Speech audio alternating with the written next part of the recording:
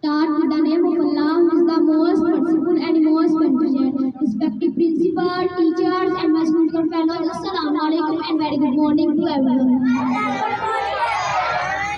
I'm Mariba Kashia from class 7, the Arab School, Wazabal campus. I'm here for some connection. The first item of the day has mentioned for the class of Lakpa Wazabali from class 6.